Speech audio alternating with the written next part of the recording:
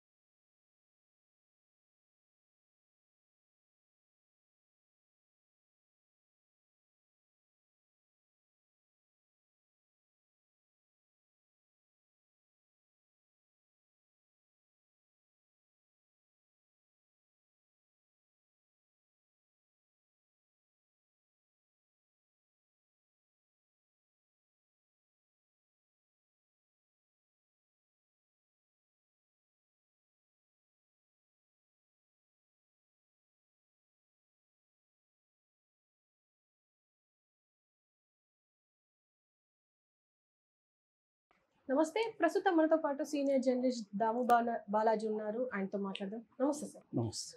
Sir, ఈ attack తర్వాత ఇప్పుడు పాకిస్తాన్ మీడియా ఏమంటుంది అండ్ రిటాలియేట్ దాడి ఏమైనా జరిగే అవకాశం ఉందా అని చెప్పేసి కూడా మాట్లాడుకుంటుంది మన మీడియా. కానీ అక్కడ మీడియా మాత్రం అంటే డిఫరెంట్గా మాట్లాడుతుంది. స్పందన కూడా వేరే ఉంది, అక్కడ ప్రజల స్పందన కూడా డిఫరెంట్గా ఉంది అని చెప్పేసి అంటున్నారు. అసలు ఏం జరుగుతుందంటారు?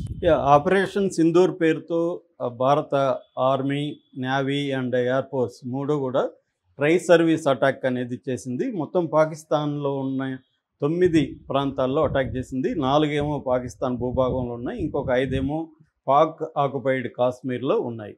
సో దీంట్లో ఎంతమంది చనిపోయారు అనేది కరెక్ట్గా ఇప్పటివరకు లేదు. మన వాళ్ళు చెప్తున్నది దాదాపు 100 మంది చనిపోయారు, వాళ్ళందరూ కూడా ఉగ్రవాదులే అని మన వాళ్ళు చెప్తున్నారు. అయితే పాకిస్తాన్ ఏం చెప్తుందంటే 8 మంది మాత్రం చనిపోయారు, 35 మందికి గాయాలైనాయి, వాళ్ళందరినీ హాస్పిటల్లో చేరుస్తున్నాం అని చెప్తున్నారు. అలాగే మన వాళ్ళు ఇవన్నీ కూడా ఉగ్రవాద శిబిరాలు, ప్రధానంగా బహవల్పూర్లో జేఈఎం అంటారు, జైషద్ ఈ మహమ్మద్ సంబంధించి, అలాగే మొరాద్కా దీంట్లో వచ్చి ఇది లష్కర్ ఈ తోయిబా, ఈ 2 హెడ్ క్వార్టర్స్. ఈ 2 హెడ్ క్వార్టర్స్లో మనం ప్రధానమైన ఉగ్రవాదుల్ని, టాప్ ఉగ్రవాదుల్ని చంపేశాం అనేది చెప్తున్నారు. ఇంకా డీటెయిల్గా వాళ్ళ పేర్లు కానీ అవన్నీ రిలీజ్ చేయలేదు. అయితే పాకిస్తాన్ మాత్రం ఇది ప్రజల మీద మాత్రమే జరిగింది, సివిలియన్సే చనిపోయినారు అనేది పాకిస్తాన్ చెప్తుంది. ఎక్కువగా మసీదుల మీద అటాక్ చేశారు, అట్లాగే జనావాసాల మీద కూడా అటాక్ చేశారు, ప్రజలు చనిపోయినారు. 8 మందిలో ఒక 3 నెలల పాప కూడా ఉంది అనేది వాళ్ళు అనౌన్స్ చేస్తారు. ఆ విజువల్స్ కూడా వాళ్ళు రిలీజ్ చేస్తున్నారు. 35 మంది గాయపడ్డారని చెప్తున్నారు. కానీ ఇండియా మాత్రం మేము టెర్రరిస్టులను చంపాము, మేము మిలిటరీ వాళ్ళ మీద కానీ సివిలియన్స్ మీద కూడా అటాక్ చేయలేదు, చాలా డెసిసివ్ ఫోకస్డ్ నాన్ ఎస్కలేటరీ అటాక్ అనేది ఇండియన్ ఆర్మీ కూడా పోస్ట్ చేసింది ఆల్రెడీ. సో ఇది ఒక అంశం. రెండో అంశం, మన వాళ్ళు రాఫెల్ యుద్ధ విమానాలు, తర్వాత ఎస్యు యుద్ధ విమానాలు ఇంకొన్ని వాడారు. సో వాటిని మేము పేల్చేసామని పాకిస్తాన్ చెప్తుంది. సో పాకిస్తాన్ వాళ్ళు టైమింగ్స్ కూడా ఇచ్చారు. ఒక డాన్ అనే పత్రికలు అయితే ఏ టైంలో ఎప్పుడెప్పుడు మేము పేల్చాము అనేది టైమింగ్స్ కూడా ఇచ్చుకుంటారు, ఏరియాలు కూడా చెప్పారు. వాళ్ళు అక్నూరు, అంబాలా, బర్నాలా, జమ్మూలో మన జెట్స్ని వాళ్ళు పేల్చేసామంటున్నారు. జెట్స్నే కాకుండా వాళ్ళు మొత్తంగా చెప్పింది వచ్చి 3 రాఫెల్స్ని పేల్చేసాము, ఒక SU-13 పేల్చేసాము, ఒక MiG-29 పేల్చేసాం అనేది వాళ్ళు చెప్తున్నారు. అంటే వెళ్ళినవే 5, మన వాళ్ళు ప్రధానంగా వెళ్ళినవి 5, మిగతావన్నీ కూడా స్కాల్ప్ మిసైల్స్, తర్వాత బాంబ్స్ ఇలాంటివి మిగతా ఏరియల్ అంటే కింద నుంచి వేయడం, ఏరియల్ నుంచి వేయడం, నేవీ నుంచి వేయడం, ఈ 3 రకాలు జరిగాయి. కాబట్టి జెట్స్ అయితే 5 జెట్స్ని మేము పేల్చేసామని వాళ్ళు చెప్తున్నారు. దాంతోపాటు LOC దగ్గర ముఖ్యంగా పూంచ్ అండ్ రజౌరి ఏరియా అంటారు, ఈ పూంచ్ అండ్ రజౌరి ఏరియాలో విపరీతంగా వాళ్ళు కాల్పులు చేయడం మొదలుపెట్టారు. ఇది జరగగానే అక్కడ ఆల్రెడీ మోహరించి ఉన్నాయి కాబట్టి వాళ్ళ సైన్యాలు కాల్పు జరగడం, వాళ్ళు మన బార్డర్లో కూడా అటాక్ చేయడం మొదలుపెట్టారు.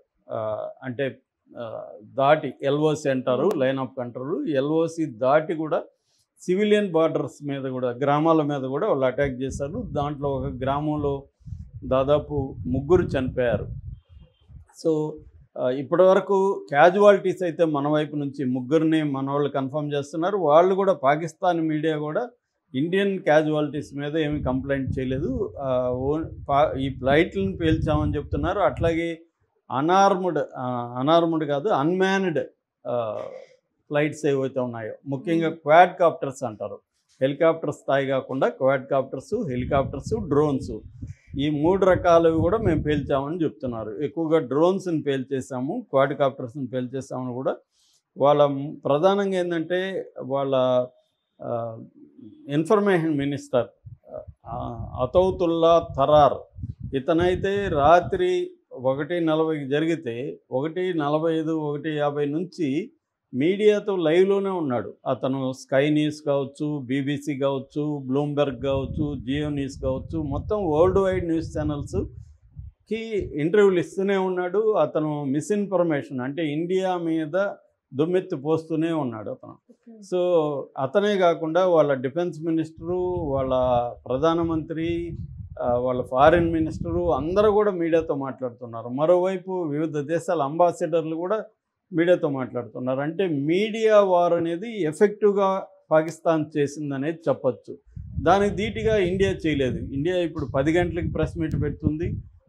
అఫ్సెల్ రిలీజు ఈ దాని ఏమంటారు, ప్రైమ్ మినిస్టర్ ఇన్ఫర్మేషన్ బ్యూరో ఉంటుంది కదా, వాళ్ళు రిలీజ్ చేశారు తప్ప మినిస్టర్లు కూర్చొని ఇంటర్వ్యూలు ఇవ్వడం, బీబీసీ లాంటి వాటికి, స్కై న్యూస్ లాంటి వాటికి మన వెర్షన్ చెప్పడం అనేది ఇప్పటివరకు చేయట్లేదు. కానీ పాకిస్తాన్ ఎఫెక్టివ్గా చేస్తుంది. అంటే ఇన్ఫర్మేషన్ వార్ఫేర్ అనేది కూడా వెరీ ఇంపార్టెంట్. సో అది ఎఫెక్టివ్గా పాకిస్తాన్ చేస్తుంది, కానీ ఇండియా వైపు నుంచి అది చేయట్లేదు. ఓన్లీ మన వాళ్ళు భారత్ మహాన్ లేకపోతే జై భారత్ ఇలాంటివి పెట్టుకుంటున్నారు తప్ప వీళ్ళు మీడియాతో మాట్లాడడం, ఇంటర్నేషనల్ మీడియాతో మన వెర్షన్ ఏంటి చెప్పడం. ఎందుకంటే వాళ్ళు ఏం చెప్తున్నారు, పాకిస్తాన్ వాళ్ళు, వీళ్ళు వచ్చి మా దేశం మీద అటాక్ చేశారు, ఇది యాక్ట్ ఆఫ్ వార్ అని చెప్తున్నారు, ఇది యుద్ధ చర్య, ఎందుకంటే సివిలియన్స్ని చంపారు, సివిలియన్స్ మీద, మా మసీదుల మీద, మా జనావాసాల మీద అటాక్ చేశారు అనేది వాళ్ళ ప్రధానంగా ఆరోపణ. అట్లాగే ఇండియా వాళ్ళ దేశంలో టెర్రరిజాన్ని ప్రోత్సహిస్తూ ఉంది. ముఖ్యంగా బలూచిస్తాన్ టెర్రరిస్టుల వెనక ఇండియానే ఉంది. జాఫర్ ఎక్స్ప్రెస్ దాడిలో 64 మంది చనిపోతే కనీసం ఖండన కూడా చేయలేదు ఇండియా, ఖండించలేదు దాన్ని, దాని వెనక ఉంది. అట్లాగే ఆఫ్ఘనిస్తాన్ రెబల్స్ ఉన్నారు, వాళ్ళ వెనక కూడా ఇండియా ఉంది అనేది వాళ్ళు ఆరోపిస్తున్నారు. మేము యాక్చువల్గా టెర్రరిజానికి బలవుతున్న విక్టిమ్ మేము, 90,000 మంది చనిపోయినారని ఈ తరూర్ మీడియాతో మాట్లాడుతున్నాడు. దీని వెనక అనేక టెర్రర్ దాడుల వెనక పాకిస్తాన్ ఉంది. మేము పహల్గామ్ దాడిని ఖండించడమే కాకుండా మేము ఆఫర్ కూడా చేసాం, దాని మీద విచారణకి ఎనీ కంట్రీతో విచారణ చేయించండి, ఎనీ థర్డ్ పార్టీతో విచారణ చేయించనని కూడా అడిగాము. అవేమి చేయకుండా ఆ పహల్గామ్ దాడికి పాకిస్తాన్ బ్యాక్డ్ టెర్రరిస్టుల కారణమని నిరూపించకుండా మా మీద దుష్ప్రచారం చేస్తూ ఈరోజు మా మీదకి అటాక్ వచ్చారు. మేము ఖచ్చితంగా మాకు డిఫెండ్ చేసుకునే అధికారం ఉంది, ఎందుకంటే మేము ఫస్ట్ దాడి చేయలేదు, మా మీద ఇండియా దాడి చేసింది కాబట్టి మేము డిఫెండ్ చేసుకుంటాం. ఆల్రెడీ ఇది స్టార్ట్ చేసాం, ఆల్రెడీ వాళ్ళ జెట్స్ని కూల్చేసాము. ఈవెన్ ఎల్ఓసిలో కూడా వాళ్ళ వైట్ జెండాని ఎగరేసింది ఇండియా, ఎగరేసి మేము డిఫీట్ అయిపోయినామని యాక్సెప్ట్ చేసిందని కూడా తరూర్ ప్రకటించాడు. సో ఇదంతా నిజానికి మిస్ఇన్ఫర్మేషన్, ఒక దుష్ప్రచారాన్ని ఇండియా మీద చేయడం అనేది క్లియర్గా కనిపిస్తుంది. పాకిస్తాన్ గోల్ ఏంటంటే ఇండియా మీద ప్రపంచవ్యాప్తంగా ఒక దుష్ప్రచారాన్ని అర్ధరాత్రి నుంచి వాళ్ళు మొదలుపెట్టారు. దీన్ని ఖండించడానికి లేటుగా రియాక్ట్ అవుతుంది ఇండియన్ ప్రభుత్వం కానీ, ఇండియన్ మిలిటరీ కానీ. కాకపోతే ఇండియన్ మీడియా మాత్రం అర్ధరాత్రి నుంచి కూడా ఇండియన్ మీడియా ఈ విషయాన్ని ఎత్తి చూపుతుంది, క్లియర్గా చెప్తుంది. కాకపోతే ఇప్పుడు ఏంటంటే అసలు మనం ఈ అటాక్స్లో ఏమన్నా సాధించామా అనేది ఇప్పుడు పెద్ద ప్రశ్న. ఎందుకంటే 9 ప్రాంతాల్లో చేశాము.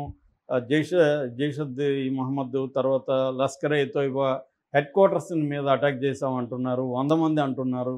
కానీ ప్రామినెంట్ హై వాల్యూడ్ టెర్రరిస్టులు ఎంతమంది చనిపోయారు, ఎవరు వాళ్ళు అన్న లిస్ట్ అయితే ఇప్పటికి రాలేదు. మేబీ ప్రెస్ మీట్లో ఏమైనా వస్తుందేమో చూడాలి.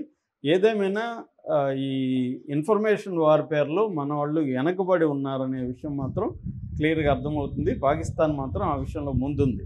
వార్ఫేర్లో మన వాళ్ళు ముందుండొచ్చు, అటాక్స్ అయితే ఎఫిషియెంట్గా చేశారనేది మనకు అర్థమవుతుంది. అంటే అక్యురేట్గా మనం అనుకున్న టార్గెట్స్ మీద అయితే చేయగలిగారు. అది కూడా చెప్పి చేశారు. ఎందుకంటే ముందుగానే 12 గంటల ప్రాంతం 2 గంటల 12 గంటల 20 నిమిషాల ఆ ప్రాంతంలో ముందుగానే మిలిటరీ వాళ్ళు ప్రకటించారు, మేము రెడీగా ఉన్నాం, ready to strike and ready to win అన్నట్టుగా ప్రకటించారు. ప్రకటించి కూడా చేయగలిగారు. వాళ్ళు అక్కడేమీ అడ్డుకోలేదు. జరిగిన తర్వాత వాళ్ళు మేము పేల్చేస్తామని చెప్తున్నారు. ఇండియా మాత్రం దాన్ని ఖండిస్తుంది, మా విమానాలని వాళ్ళు ఎవరు పేల్చలేదని. ఇది ఎట్లాగూ ఉంటుంది, 2 దేశాల యుద్ధం జరిగినప్పుడు ఏ దేశం ఆ దేశం ఇన్ఫర్మేషన్ చెప్తుంది. ఎందుకంటే వాళ్ళు ఓటమి మేము నష్టం ఎక్కువ జరిగిందని వాళ్ళు చెప్పుకోరు, ఎందుకంటే వాళ్ళ దేశంలో ఇబ్బంది అవుతుంది. అలాగే మనవాళ్ళు నష్టం ఏం చేయలేకపోయినామని మనవాళ్ళు చెప్పుకోరు, నష్టం ఎక్కువ చేస్తామని చెప్పుకుంటారు. అక్కడ 10 మంది చనిపోతే 100 మంది చనిపోయారని మనవాళ్ళు చెప్పచ్చు, వాళ్ళు 10 మంది చనిపోతే లేదు 8 మంది చనిపోయారని వాళ్ళు చెప్పచ్చు. కాబట్టి ఇది థర్డ్ పార్టీ ఇండిపెండెంట్ వెరిఫై చేసుకునే మెకానిజం అయితే లేదు. కానీ పాకిస్తాన్ మాత్రం దాదాపు 35 జర్నలిస్టులని, ఇంటర్నేషనల్ అండ్ పాక్ జర్నలిస్టులని ఈ ఏరియా